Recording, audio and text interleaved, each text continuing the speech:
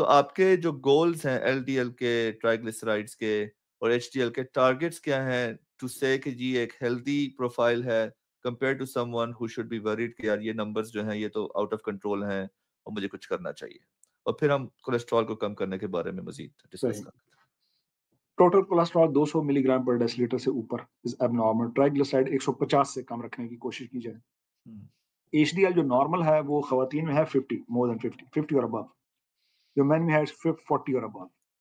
और एलडीएल जब जहां तक है एलडीएल का ताल्लुक, तो वो उसको थोड़ा सा हम सब क्लासिफाई कर लेते हैं कि अगर आपने लिपिड प्रोफाइल करवाया और फास्टिंग लिपिड में एलडीएल आ गया जी 190 से ऊपर, तो दैट इज अलार्मिंग। ठीक है, that falls under familial dyslipidaemia, यानी कि ये एक फेमिलियल वो मसला है, यानी कि फैमिली के अंदर। तो 190 से ऊपर आ गया तो that is a big problem in itself.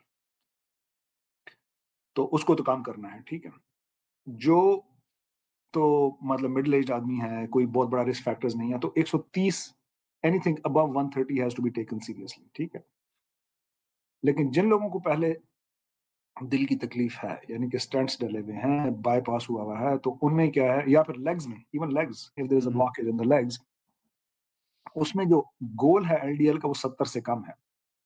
Again, we are not trying to make it disappear, we are trying to control, we are trying to bring it close to 70 और बिलो। ठीक है, तो लेकिन अगर बहुत कम हो गया, मतलब कई लोगों का एलडीएल 20 हो गया, अब उसमें क्या करेंगे, you have to come back on the cut back on the medicine doses.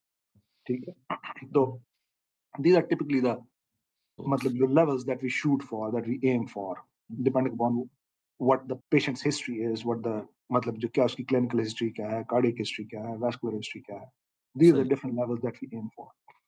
और अब आप जो बताने लगे थे कोलेस्ट्रॉल को कम करने के तरीके, उसके बारे में जरा डिटेल बताइए। जी बिल्कुल। तो एक तो यह है कि